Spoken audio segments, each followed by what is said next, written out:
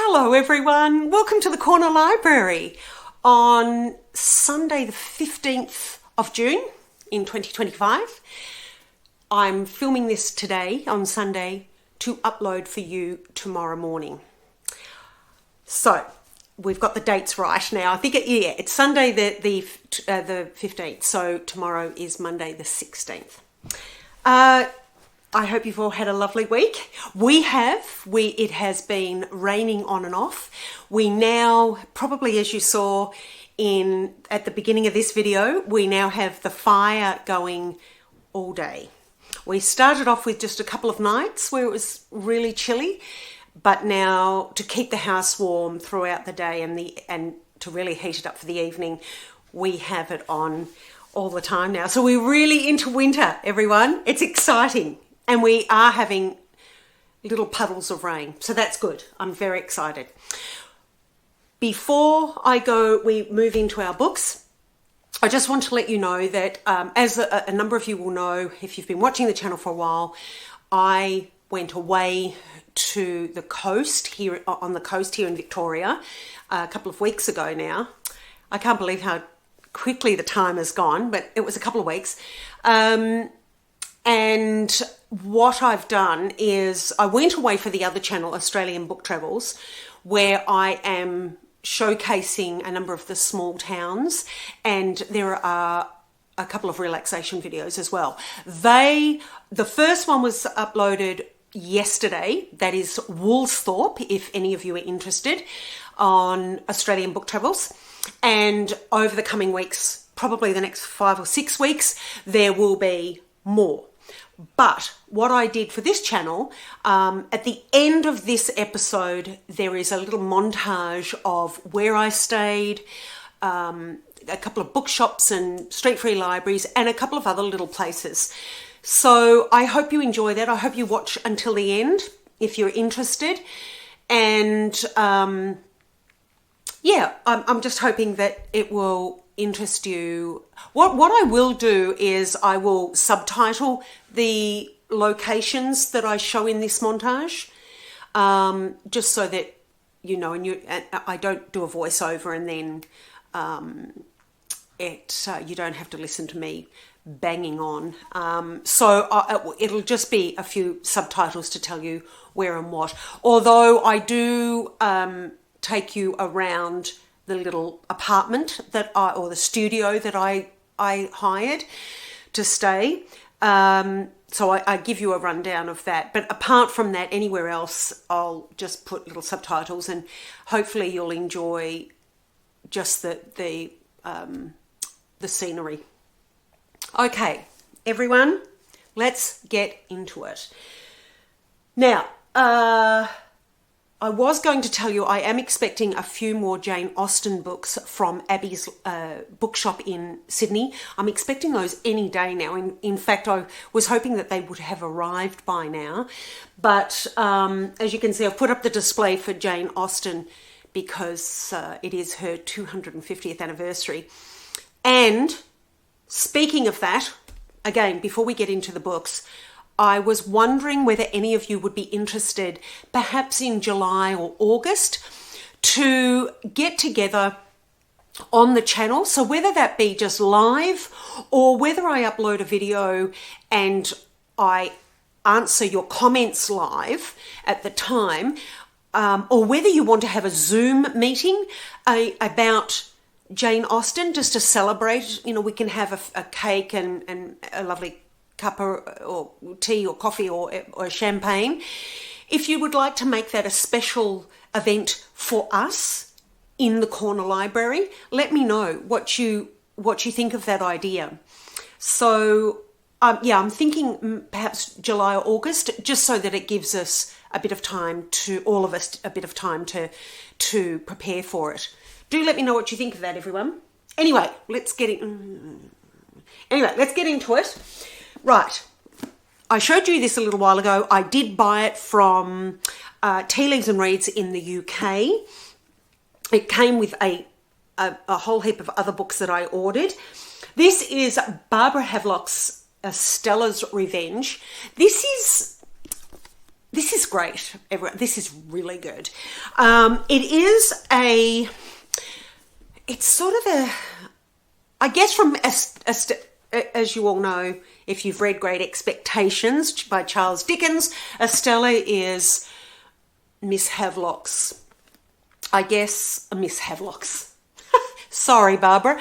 Miss Havisham's sort of protege, perhaps, or her experiment, or some would say her prisoner, in Great Expectations. This is a dark, I guess, retelling of, particularly from Estella's point of view, of Great Expectations, but from her point of view and from her story. This is really well written.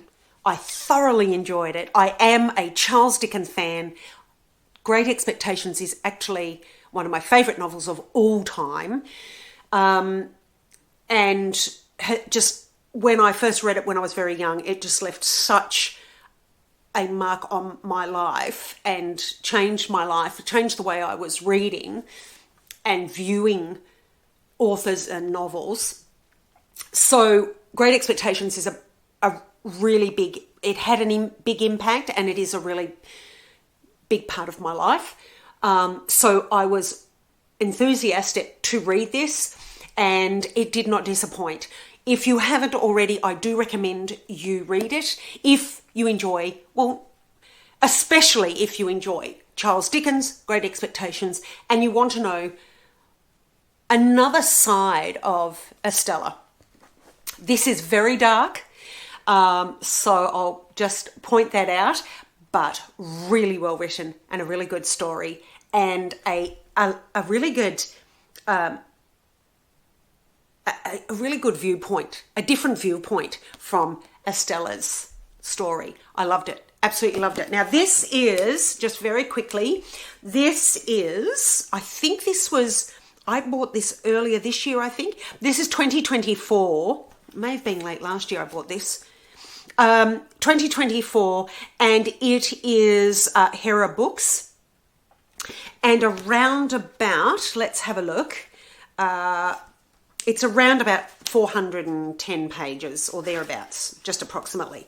It's absolutely brilliant, and I recommend it. So that's that one, everyone. Now, one that I quickly read this week, it is only a couple of hundred pages. This is by, let me give you the publisher just very quickly. This is by New River Books. This was 2023. This is Sarah Sands' The Hedgehog Diaries. As you all know, I have just recently been reading, I read Raising Hare by Chloe Dalton, and a couple of other naturalist books and memoirs on nature and about nature. The other one particularly I've pointed out to you was A Handful of Happiness, which was about hedgehogs in Italy. So I picked this up some time ago. This is by Sarah Sands, and a really beautiful cover. It's only little, it's a hardcover, and it's only 150 odd pages, I think, or 160 pages. I was eager to read this because I'm now in that momentum of reading a lot more. I mean, I have always been interested in nature memoirs and Robert Macfarlane and so forth, all of his writings. But just recently it has been, I've had a run of reading books, memoirs on nature. And so I was eager to read this. I did pick it up some time ago, but I started reading it this week and finished it this week. Now, this is a memoir. It's a story about Sarah. She finds an unwell, she and her husband find an unwell hedgehog. And at the same time, running parallel to that, is Sarah's father, who is unwell. It is a beautiful story, and she crosses over on the two stories, and I loved it. I loved it for the story, and it was well written, but I did find it, for me, it felt as though it was lacking emotion and connection. I personally couldn't really connect to anyone in here, even though it is a memoir. It's about Sarah and her life with hedgehogs and her father and her family. But I enjoyed the story, and I enjoyed the points in this that Sarah was making, but I just found that it was not as... Look, I had only just not last week, I think it was, or when I was away, I read and finished Memorial Days by Geraldine Brooks, and I found that deeply connecting and emotional, beautifully written in an emotional sense. So perhaps that spoiled it for this. The story was brilliant. The content and the connections that the Sarah was making, correlating the two stories, was great, but I just didn't have the emotion. I just didn't feel it. So if you have read this or you're interested in reading it, I do recommend it, but I wasn't as connected, sadly, as I have been with Memorial Days, Raising Hare, Handful of Happiness, and so forth. I enjoyed it, but to me it was just a story being told I couldn't get the emotion. So that's Hedgehog Diaries. Brilliant story, but just I couldn't connect. Now, one that was given to me earlier this year by Mark as a gift. Actually, it was for my birthday, in my birthday month. This, and I wanted it for a little while. This is Death at the White Hart by Chris Chibnall. It's English. They're all English, by the way, so far. This is, I think this is this year's, actually. 2025, yep, by Penguin Random House. And how many pages were we? About 350. Murder mystery. I couldn't put it down. Do yourself a favour if you are into mysteries at all. Chris actually wrote or helped write or co-wrote the name escapes me. He co-wrote the famous TV series. Let me get onto this, everyone, because I've just blanked out. Broadchurch. If you enjoyed Broadchurch, you will definitely enjoy this. Mark and I thoroughly enjoyed Broadchurch. It was a series on television on ABC here in Australia, BBC in England. Absolutely, I think it was BBC. I'm fairly sure. I could be wrong. It may have been ITV. Anyway, here in Australia, it was ABC, and it was absolutely brilliant. Chris co-wrote or wrote Broadchurch. He's a journalist, and I'll get back to the beginning here. He wrote The Great Train Robbery. He's written Doctor Who, Torchwood, if any of you have watched that, and Life on Mars, which was also another brilliant police drama. That was really alternative. It was fantastic. And then this is his debut novel. I recommend this, everyone. Absolutely brilliant. Love the characters.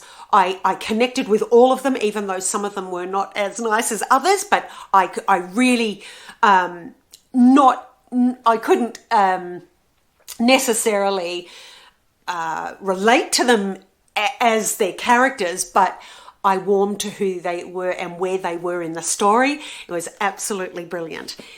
Do yourself a favour if you're into mysteries, murder mysteries, people watching. This was great. I loved it. And I hope that we get more from Chris, because this was fantastic. So that's Death at the White Hart, based in England, set in England, sort of current day. And there is a murder that is quite obscure, and it involves the White Hart, which is a pub in the story. It's absolutely brilliant. Okay, bought this last year. It's another English one. You'll probably all know who the author is. I have just started it, but I'm absolutely loving it. I think this may have been 23 or 24. This one. Let me have a look. Oh, hang on. It's not telling me quickly. Oh, that's weird. Not telling me. Oh, here we go. 2024 this was. It's an imprint of Zafra Publishing Group. This is around about 400 pages, thereabouts, 380 pages. This is a debut novel by Susie Dent, Guilt by Definition. Susie Dent, if any of you watch any English programs, she is on 8 out of 10 Cats Does Countdown with the comedian Jimmy Carr, who is quite controversial and quite,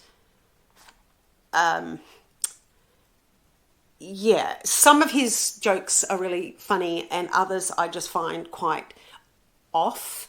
But Susie is the lexicographer.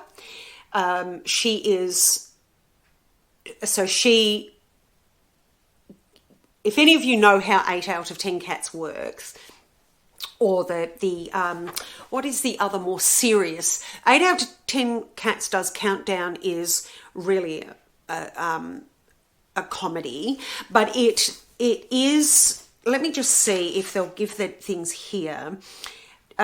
She's a resident word expert on Channel 4's Countdown, and of course 8 out of 10 Cats Does Countdown, which is the more sort of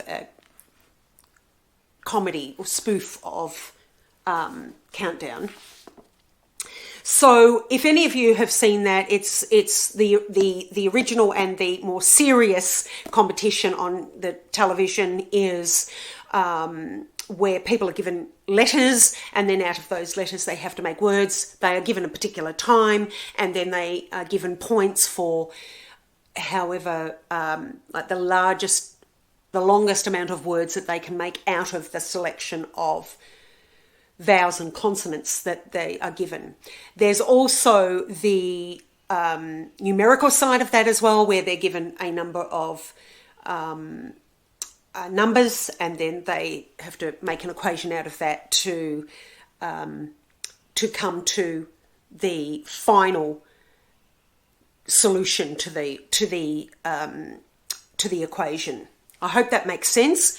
If not, please look it up. It's really good, and very it's really good for your own mind. And Mark and I often sit and, like crosswords, we sit and play the game on television because it's really good for your mind and keeping you alert and active and keeping dementia at bay.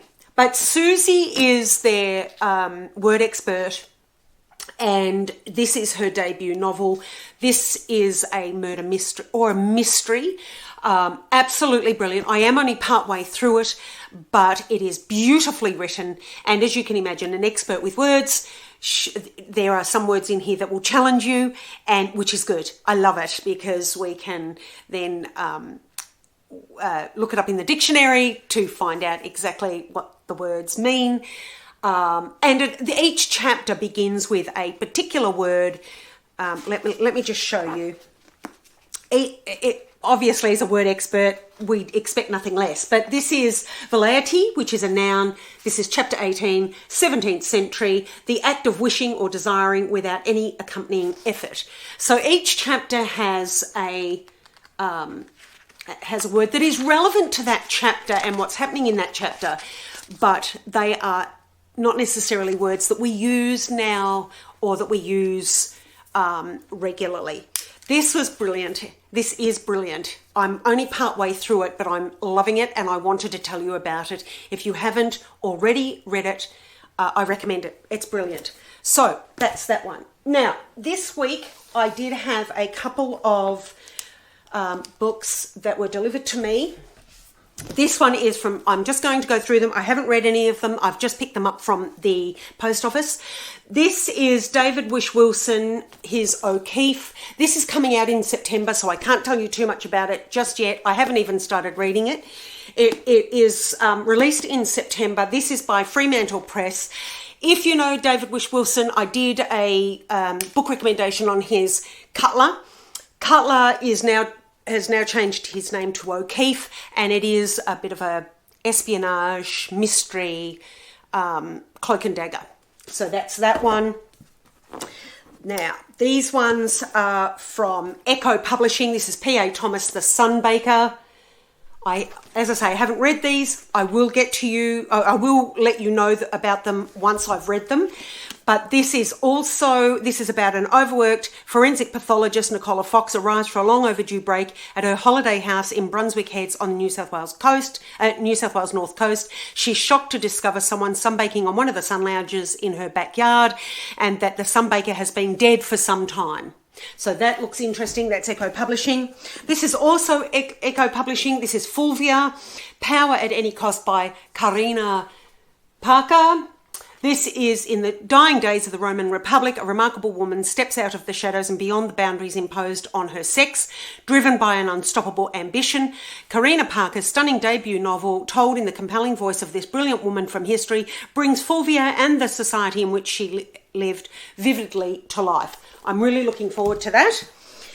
This is Lee Gordon presents, this is another Echo, How One Man Changed Australian Life Forever. This is by Jeff Apter. This is post-war Australia. Didn't know what to make of promoter Lee Gordon. To some, he was a typical Yank, crass, loud and outspoken, focused on just one thing, making money. But to others, such as rocker Johnny O'Keefe, Lee Gordon was a mentor, a guru and a lifeline to the big time. So this is a bit of a biography on Lee Gordon. That's that. Echo Publishing. This one is also Echo Publishing. Gunpowder Creek, Alex Duke. I will let you all know when they are available and when I've read them, what I think of them. This is Friday, 1:30 p.m. Emily Barnes is finishing work for the week, ready for a break from her laptop. Then she receives a panicked voicemail from her son, Zach, punctuated by a gunshot. So these are Australian stories, by the way, except for this one. These are all Australian stories.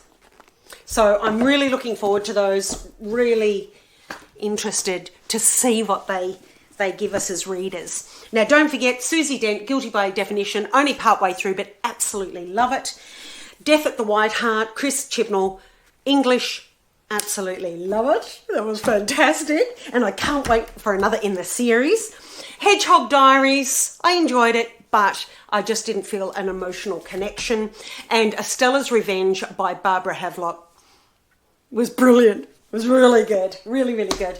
Okay, everyone, I will go because I know that what I have the rest of this video is for you to enjoy.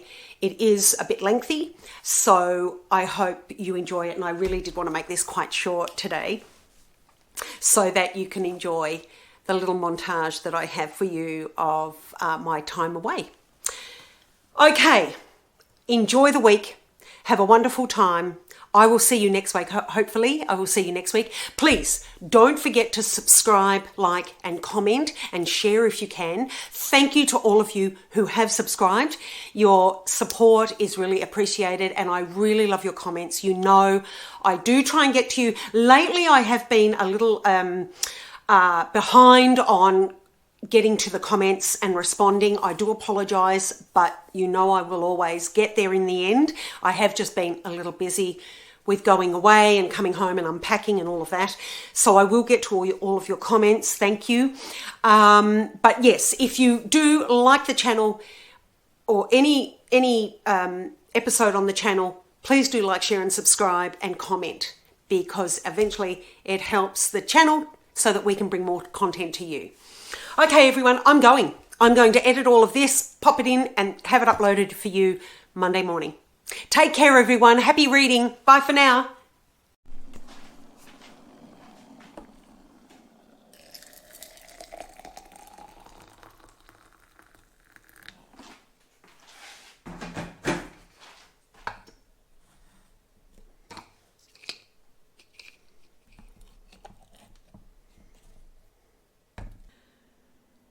Okay, walking clothes are on, the hair is brushed, I'm nearly finishing my tea.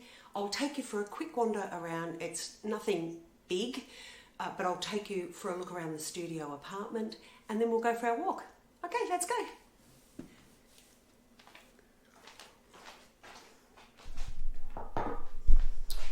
Okay, so as you saw, this is the bed.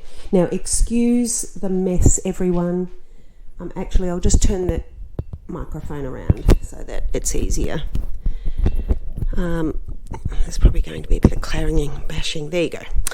So this is the bed, and I do apologise. I've made the bed this morning, but the room is messy. As you can see, I have all my gear here. So this is the little apartment. Now, we are down a laneway, so there are only 3 little windows, obviously so that people can't look into the studio. But during the day, that gives enough light, and really I don't intend to be here during the day anyway, so for the majority of the time, so that doesn't really bother me.